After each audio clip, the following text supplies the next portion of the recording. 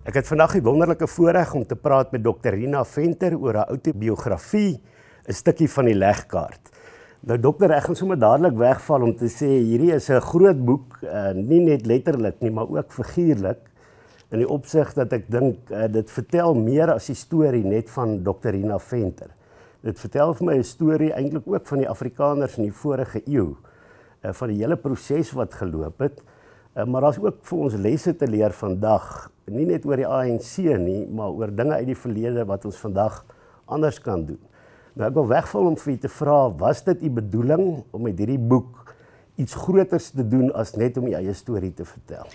Dankie Kallie. Ek dink my bedoeling was om ek het baie intens betrokke gewees in vandat ek nou volwasse geword het. Maar jy sal ook my kinderjare sien, ons was 'n baie sterk Afrikaner gesin gewees. Maar nadat ek nou volwasse geraak het en was dit my erns om betrokke te raak in die maatskaplike welsyn van ons mense. Ek motiveer dit ook waar dit vandaan kom.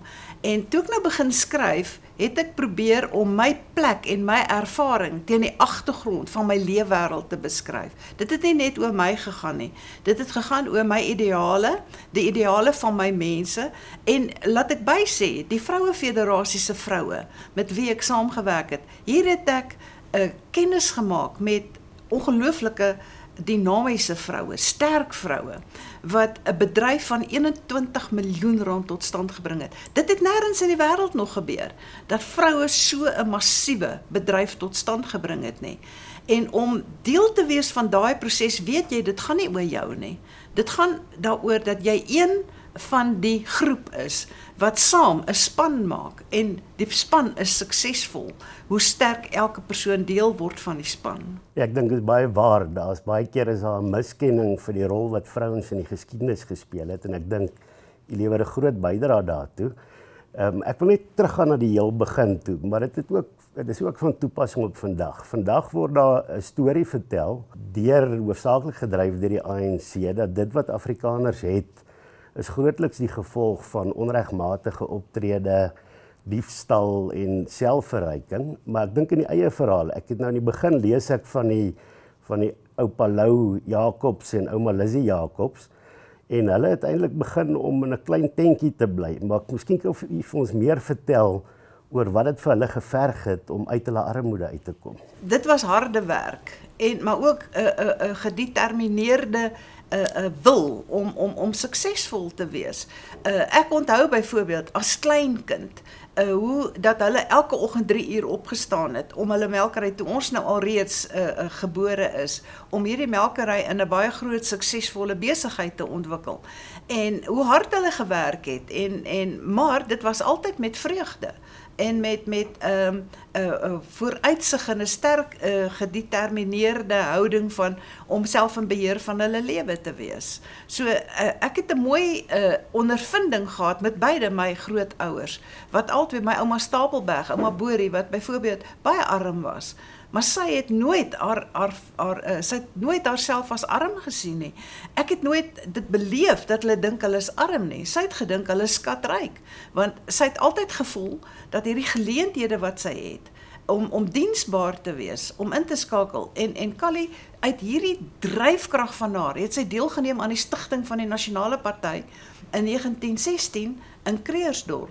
En toe ek nou gebore is hier in 1938, was sy 'n groot gees, wat 'n baie groot politieke rol gespeel het. Ek dink dit is 'n hoopgewende verhaal, want baie keer vandag as mense nou ook dalk die boek lees en dalk moedeloos is oor wat skeef geloop het, dan kan mens uit daai deel van die geskiedenis baie put. Nee, ek dink as haar rede was om moedeloos te wees, kan dit na die Tweede Vryheidsoorlog wees, waar plase afgebrand is, waar mense verarm is, en ek dink die belangrike was dat mense nie hoop verloor het nie, maar nie net na die regering gekyk het om te help nie, maar die oupas en oumas het eintlik gewys dat hulle self deur harde werk en deursettingsvermoë deur moeilike omstandighede kon kom. En dit vat my na die volgende punt van hierdie ontwikkelingspad op Afrikaners, is dat ons toe in 'n fase ingegaan het wat Afrikaners toe begin toesien het dat hulle kinders opleiding kry. Dis reg.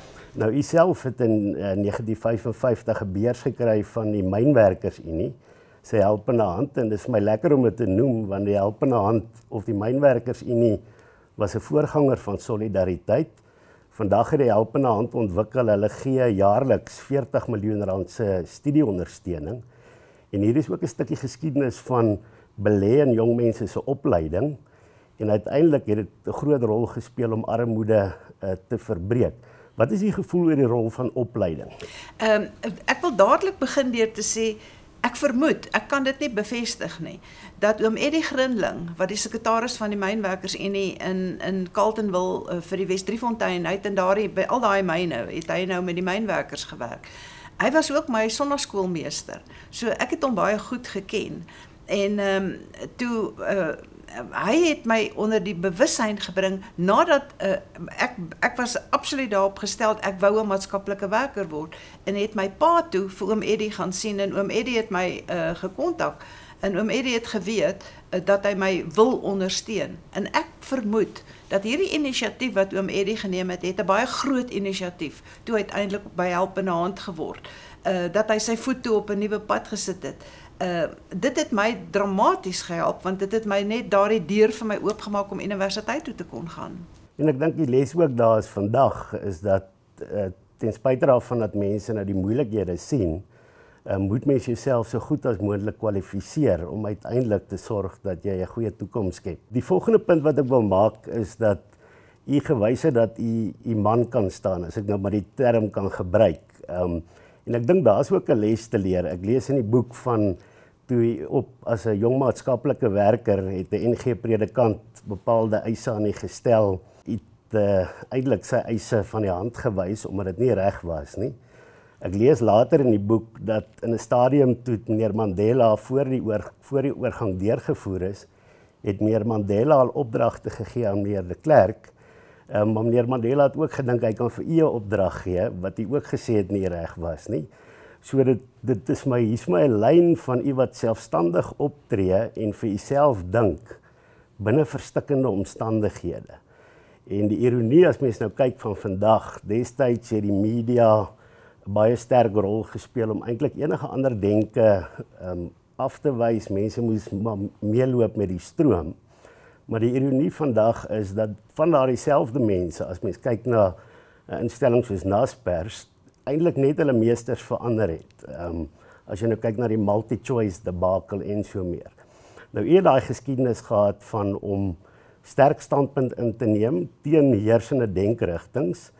En ek dink ons het dit vandag ook nodig, want daar's weer maar 'n druk vir mense om maar in te val by die stroom. Nou hoe het jy dit reg gekry om te midde van die kerk, die hele samelewingsstruktuur was nie gunstig vir 'n jong vrou van 22 nie. Waar het jy inspirasie gevind?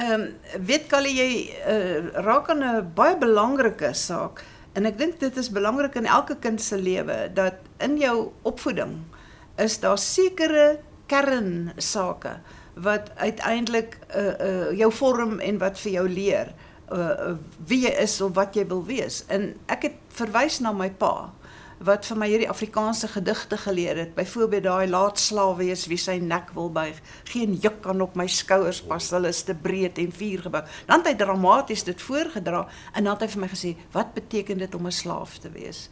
En as ek vir hom sê, jy's 'n slaaf as jy vir mense werk, dan sê hy, nee, jy's 'n slaaf wanneer ander vir jou dink.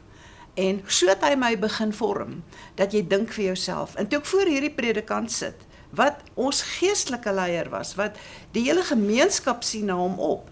En maar nou is ek 'n opgeleide persoon wat weet watter eise word aan die kliënt gestel in die maatskaplike werksituasie. Mense wat in ernstige nood is. En dat hy nou vir my sê, ek moet daai mense net oordra na die NG Kerk, so hulle behoort nie meer, want die SAVF klassifiseer hy toe as 'n sekulêre organisasie wat nou nie die barmhartigheid van Jesus doen nie. En wat nonsens was, dit was nie waar nie. En ek beskryf dit in die boek wat vir my 'n geweldige konfrontasie was. En toe ek standpunt teen hom inneem dat ek dit nie kan doen nie, onthou ek baie helder, toe ek wegry, daai dag van sy huis af, het ek gebewe. Ek was skoon opgewonde van spanning, en ek het gedink, ek het nou die dominee teengegaan, maar ek het goed gevoel daaroor dat ek geweet ek het die regte standpunt ingeneem. En dit het telke male in my lewe. Dit was die eerste keer wat dit met my gebeur het. En dit het telke male met my gebeur dat ek voor hierdie situasie te staan gekom het, dwars deur my loopbaan. Byvoorbeeld, toe die predikante ook vir my kom opdrag gee, dat ons nie aan charismatiese groepe subsidie van die staat mag toeken nie, waar ek teen hierdie dominees moet opstaan, en dat hulle vir my traktaatjies bring om vir my te wys hoe verkeerd ek is, en dan standpunt inneem, maar julle is eintlik, ons is in 'n staat waar daar godsdienstvryheid is, om hierdie soort van standpunt teen jou kerk in te neem, was vir my 'n groot konfrontasie, as jong mens, en ek het dit gevind dwarsdeur, in elke faset van my lewe. En in die politiek het dit 'n wesenlike probleem begin word. Veral toe die onderhandelinge begin kom. En ek begin sien in watter rigting die sake loop. En ek begin voel. Maar nou is ons besig om toe te gee. Ons is besig om as ek die woord konformeer te kan gebruik. En dit was vir my baie moeilik. Maar ek het deurgaan standpunt ingeneem. My boek sê jy sien het ek toe 'n brief vir meneer de Klerk gestuur. En ek het in hierdie brief het ek vir hom gesê dat dit is vir my 'n probleem hoe die proses bestuur word, want ons het beheer oor die proses verloor as gevolg van swak bestuur, die geleenthede wat daar was, en daar was talle geleenthede, het ons beheer oor verloor as gevolg van die wyse waarop ons dit bestuur het. Nou van meneer de Klerk gepraat en die geleenthede wat daar was, uit die agtergrond waar AfriForum kom, besef ons baie deeglik dat daar 'n verskil is tussen bedel en beding. As jy in 'n onderhandeling ingaan sonder bepaalde magshefbome, dan is jy inderwaarheid besig om te bedel en jy word totaal en al uitgelewer aan met wie ook al jy onderhandel. Nou dit lyk vir my die ANC het dit baie goed verstaan, dat toe hulle ontban is, het hulle nie net gesê nou onderhandel ons nie, hulle het begin om hulle magsbasis buite die onderhandelingstafel te versterk.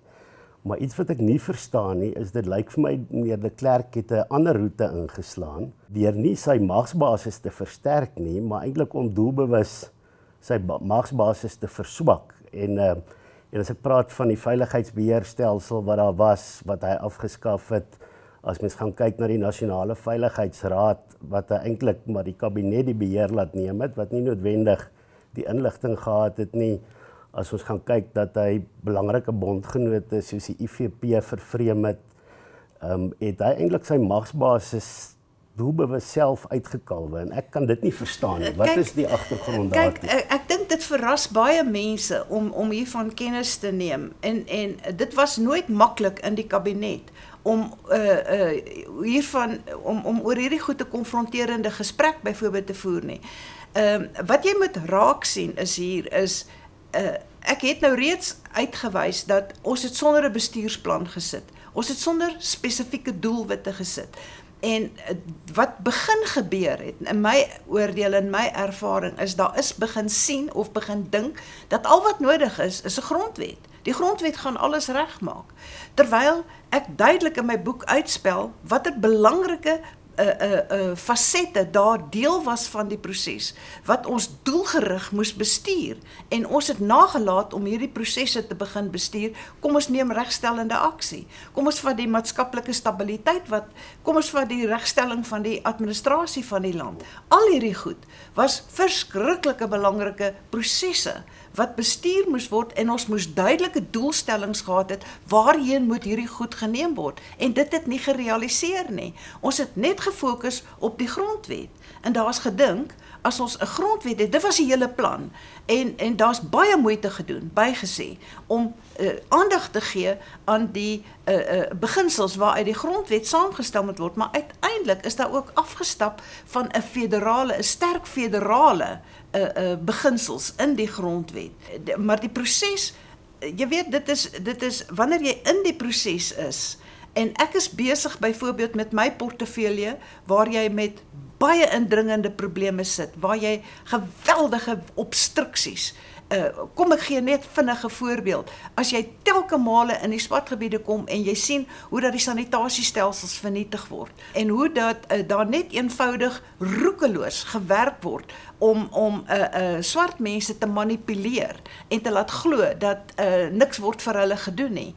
Byvoorbeeld die onafhanklike ontwikkelingstrust van Regter Steyn, wat daar is om hierdie agterstande wat bestaan reg te stel. Hulle intimideer al die stappe wat ons neem. Ek kan vir jou net nou ook uitwy oor watter stappe het ons als geneem in die ontwikkelingsveld. So, wanneer jy nou met hierdie goed werk, nou kom jy in die kabinet, jy's tot by jou neus toe in die diepte van die vraagstukke wat jy hanteer in jou eie portefeulje. Nou kom jy in die kabinet en nou word daar terloops 'n verslag gedoen oor wat in die onderhandelingsproses gaan. Nou moet jy jou heeltemal verplaas uit hierdie scenario na die ander scenario toe, want daar is nie 'n gekoördineerde plan om al die fasette saam te beoordeel en te kyk. Nou kom ons sê, wat gebeur hier en wat gebeur daar? Laat ons 'n oorhoofse evaluasie doen van waarheen moet ons gaan hê. So nou hier kom jy nou en dan word jy gekonfronteer met die onderhandelingsproses.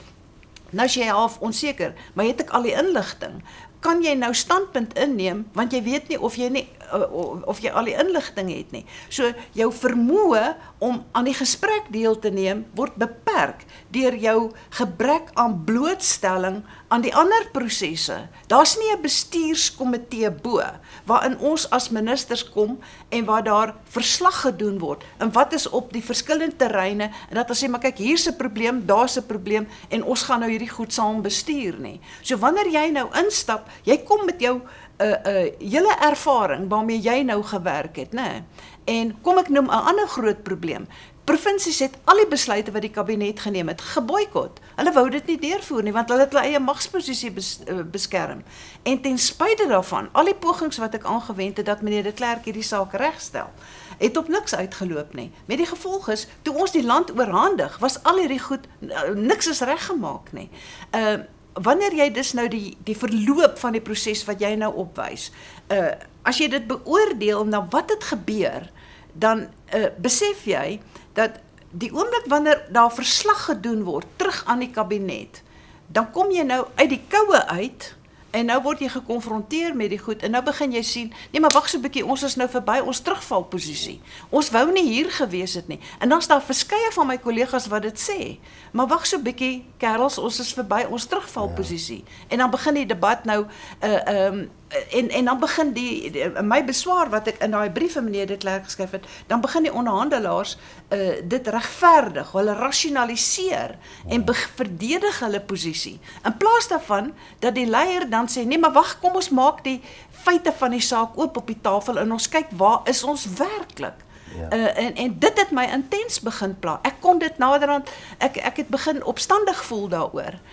En ek wou standpunt, en daaroor het ek uiteindelik vir meneer de Klerk 'n brief daaroor geskryf. Wat ek ook in die boek sien, is eintlik onderliggend daaraan om te sê, kennis is mag. En wat ek aflei is dat die nasionale intelligensie het nie deurlopend die kabinet op hoogte gehou nie. Hulle het wel een keer, toe hulle genooi het hulle 10 minute tyd gehad om dit te doen. En ek dink vir my belangrik ook, as mense terugtrek na vandag toe, as jy in 'n onderhandelingssituasie is, dan is dit belangrik om jou opponent te ken.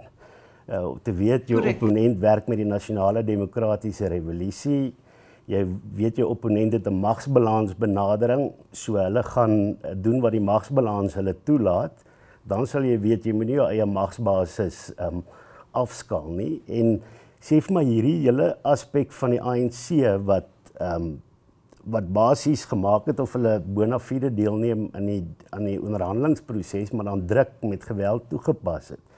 Kan ons vandag iets daaruit leer? Want ons kry baie keer kritiek, sê maar by AfriForum, om te sê, nee, maar julle standpunt is nou te hard.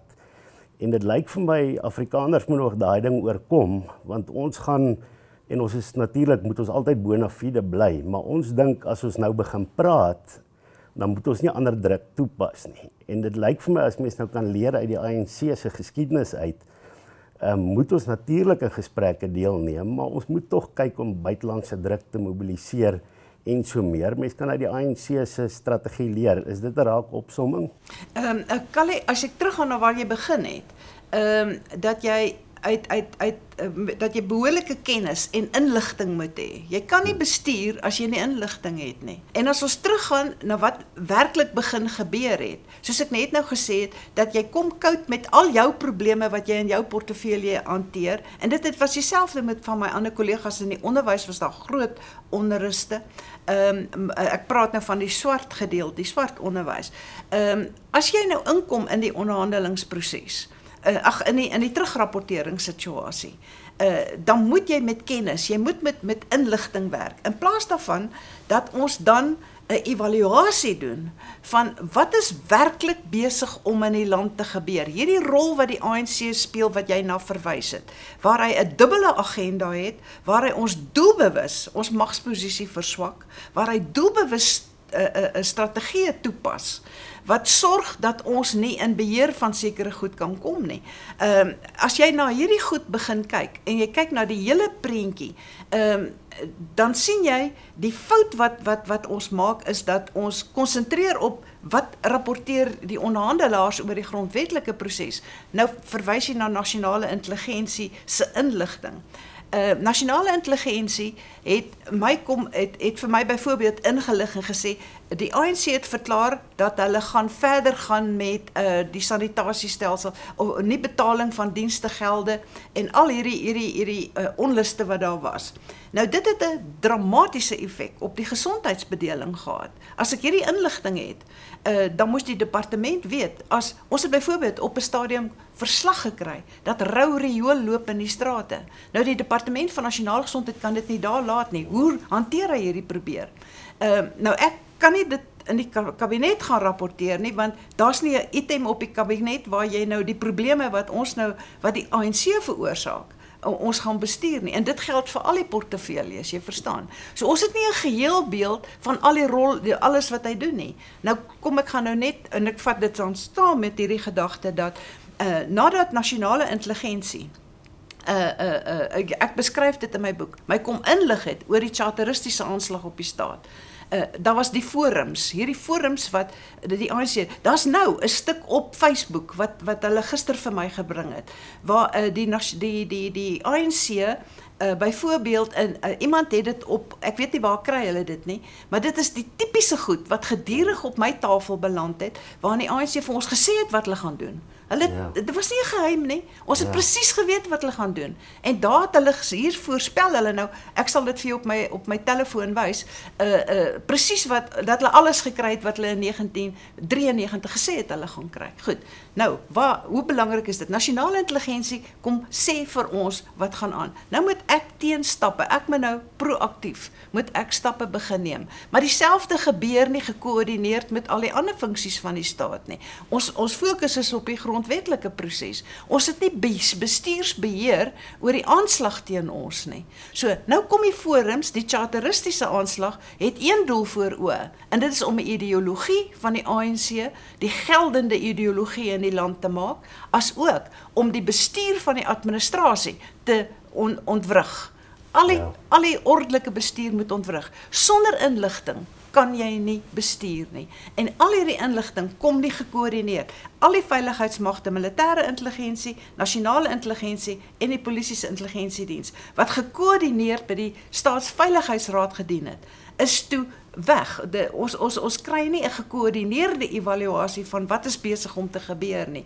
Met die gevolg is, die kabinet het nou, soos meneer de Klerk gesê het, politieke beheer teruggevat van die Staatsveiligheidsraad af. Maar ons het nie inligting om die revolusie wat teen ons gevoer word te bestuur nie. En nou hierdie goed hou nou uitrafel by elke departement, en die fokus bly op grondwetlike onderhandelinge. So ons slaan die bal vierkantig mis. Dokter, ek moet sê, dit begin nou lekker raak, so ek sal nog vir ure kan gesels.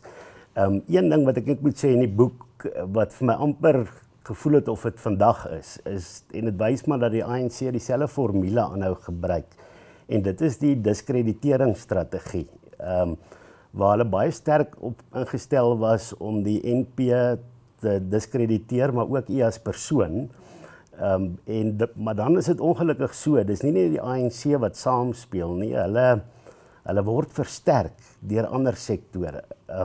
Ek lees byvoorbeeld van die Mediese Vereniging van Suid-Afrika wat 'n mosie van wantroue ingestel het, maar dit was eintlik om die goeie guns van die ANC te probeer wen. Ja. Ek lees van die media wat bang was om die waarheid te skryf, want hulle wou nie gesien word asof dit lyk of hulle apartheid verdedig nie. Ek lees van wit mense wat nou eintlik vir die ANC wil wys hoe nie rassisties hulle is deur die goeie guns te probeer wen. En dit lyk vir my daai selfe formule speel vandag uit as ek dit nou uit 'n Afriforum belewenis kyk. Daar's instellings wat tog net nader aan die ANC wil wees, so hulle sal jou probeer diskrediteer. Die media wil tog net nie lyk asof hulle nou konsys rassisties is nie, alhoewel ons nou nie rassisties is nie. En dan kry jy nog 'n paar mense wat net vir die ANC wil wys, weet jy, ons is eintlik aan julle kant. Kallie, jy moet dit lees teen die agtergrond van mense soek sekuriteit. Wanneer 'n land destabiliseer, tot die mate wat Suid-Afrika gedestabiliseer het, vandat meneer de Klerk sy aankondiging gemaak het, soek mense sekuriteit. En nou kom die ANC met hierdie strategie.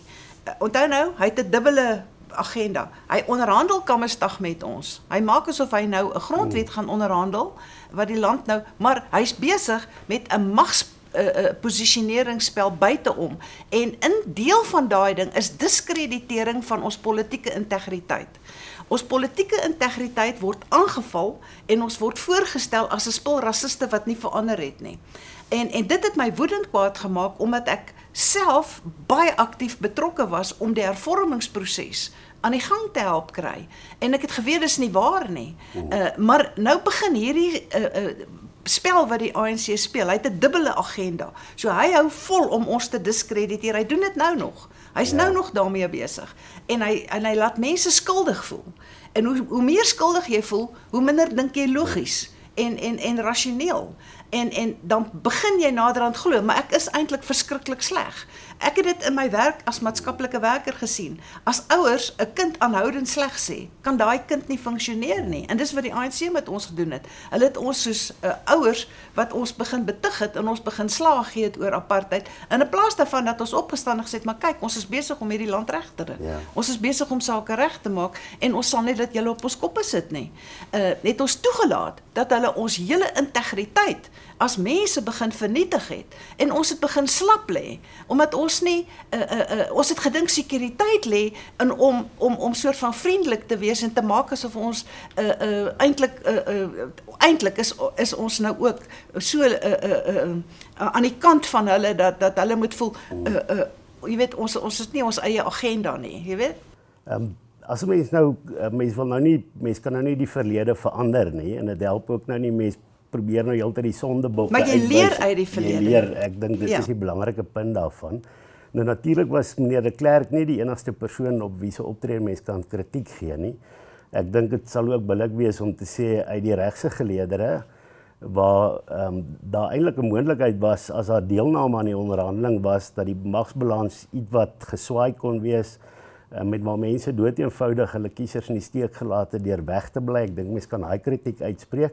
Maar ek wil tog spesifiek kom by meneer Rolf Meyer en daar's 'n aanhaling wat Jou Slou wou sê, hulle het op alles ingegee en die aanhaling is ook in die boek. Nou, as mens nou kyk, meneer Rolf Meyer het nou later by die ANC aangesluit en nou begin mens as mens terugskouend kyk, het hy die NP en die Afrikaner se belange verteenwoordig by die onderhandeling teen die ANC of het hy die ANC se belange kom probeer verkoop aan die kabinet. En ek weet nie wat die siening daarvan is nie. Jy weet, 'n mens moet nou versigtig wees, dat as jy nou daarna terugkyk, dan neem jy 'n opinie in. Maar wanneer jy in die proses staan, dan moet jy oordeel, aan die hand waarvan oordeel jy nou die terugrapportering van die onderhandelaars aan die kabinet? Want jy weet nou nie, kyk, al hierdie agendaatjies wat nou agteraf speel, dit is nou weer van, as jy nie al die inligting het nie, kan jy dit nie grondig beoordeel nie. En wat is besig om te gebeur? Die vraag is dus nou, en weer, laat ek net dit sê, dit kom by doeltreffende leierskap wat sorg dat daar absolute openheid is en dat die proses so bestuur word dat die inligting wat in al hierdie sektore van die staat besig was om te ontplooi, dit sluit die veiligheidsmagte in, wat totaal totaal gemarginaliseer was.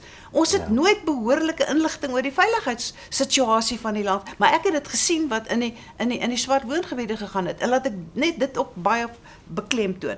Meneer de Klerk was een van die groot teikens van die ANC. Hulle het sy integriteit vernietig. Hulle het hom aangeval. En in Mara se boek skryf hy dat meneer de Klerk was een van hulle grootste probleme, omdat hy in die swart gemeenskap, en dit het ek ervaar, 'n groot held geword het. Die swart mense was dankbaar dat meneer de Klerk die inisiatief, en hulle het geglo, hy staan nou by hulle, hy gaan hulle nou help. En die ANC moes dit omdraai. Hulle moes die swart mense se lojaliteit aan de Klerk vernietig. So toe het hulle nou vir de Klerk aangeval. En hulle het hierdie vals persepsies begin bou, dat wit is het nie verander nie. En de Klerk het nie verander nie. En in plaas daarvan dat ons posisioneer, en dat ons sterk standpunt inneem, en stelling inneem teen hierdie ding, het ons dit nie gedoen nie. Nou vra jy oor die rol wat die onderhandelaars gespeel het. Dis vir my baie moeilik. En as ek nou lees wat byvoorbeeld in my boek wys ek byvoorbeeld daarop dat nadat ek Patty Waldmeyer se boek gelees het, The Making of a Miracle, het ek alles wat Rolf daar aan haar verklaar het my oë geopen dat ek vir die eerste keer daar besef het, maar dat hy eintlik reeds daar toegegee het aan sekere goed wat in die kabinet nog nie vir ons duidelik was nie. Meneer de Klerk het nooit toegelaat dat hierdie kwessie van dat hy geskik het op eenvoudige meerderheidsregering. Dis nêrens in die kabinet waar ek by was besluit nie. So hierdie besluit was eensaidig geneem. En ek kan nie daaroor verslag lewer onder watter druk dit plaasgevind het nie.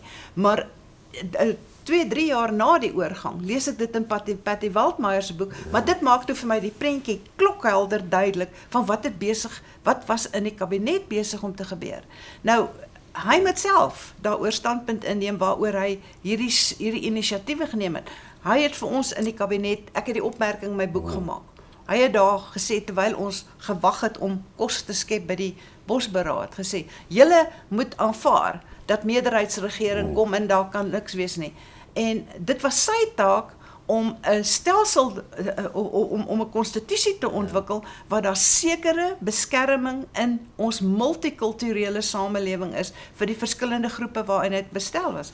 En dit het toe nie gerealiseer nie. Dokter, baie dankie, die tyd het baie vinnig gevlieg. Ek wil dan net ook van my kant af vir persoonlik dankie sê vir die rol, maar ook vir die mense wat hierna kyk, want ongelukkig gebeur dit ook vandag, as jy kritiek uitspreek op die onderhandeling, dan sê mense, so jy wou hê apartheid moes voortduur, en ek dink, as ek die boek lees, maar ook my eie standpunt is, daar moes verandering kom, daar moes 'n nuwe bestel kom, en ek dink die kritiek gaan meer daaroor, dat ons 'n bestel moes kry, wat baie sterker beskerming vir minderhede gegee het, en dit genoem ook van die desentralisering. Maar mens kan dit nou natuurlik nie verander nie, en ek moet net vir u sê, as mens die boek lees, kan mens, as jy nie die perspektief het nie, en jy sien nou al hierdie goed wat skeef geloop het, kan jy vashak daarby. Maar ek dink die wonderlike vir my van die boek, is dat die boek, as jy hom in sy geheel sien, ook 'n bron van inspirasie is. Want soos wat die Afrikaners na die Tweede Vryheidsoorlog nie gaan lê het nie, en gesê het, wat het skeef geloop met die oorlog, wat het die generaals verkeerd gedoen, wat was die Engelse se skuld en so meer, het hulle 'n ander benadering gehad om te sê, ons gaan nou self weer van vooraf begin opbou vir ons plek hier aan die suidpunt van Afrika.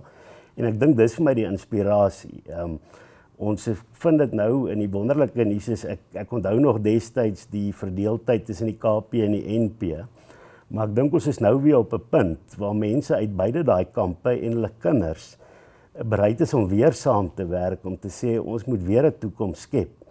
En ek dink daar's vir my regtig hoop. Ek hoop, en ek put hierdie hoop uit die boek uit. Kallie, kan ek net met hierdie slotgedagte vir jou gee, wat ek dink is baie belangrik na aanleiding van wat jy nou gesê het. Ek wil hê die mense moet in my boek sien die geleenthede wat ons gehad het, wat ons nie behoorlik benut het nie. Daar word 'n persepsie deur die ANC geskep dat ons was in so swak posisie as gevolg van apartheid dat ons moes skik. Die waarheid is, daar was talle geleenthede. ek hoop dat die leser sal dit in my boek sien. Byvoorbeeld die onafhanklike ontwikkelingstrust wat ons daar gestel het. Daar moes ons standpunt ingeneem het oor die ontwikkeling of die aanspreek van die maatskaplike agterstande, wat die doel van hierdie saak was. En toe die ANC hierdie ding in die gesig skop, moes ons standpunt ingeneem het.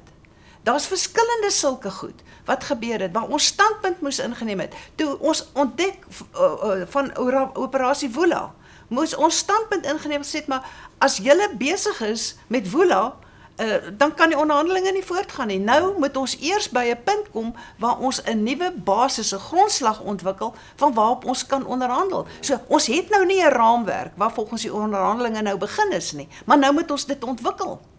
Toe Kodesa begin en meneer Mandela optree teen meneer de Klerk, jy sal toe hy hom konfronteer, meneer de Klerk het 'n geldige saak daar aangespreek, maar meneer Mandela draai dit vernuftig teen meneer de Klerk om.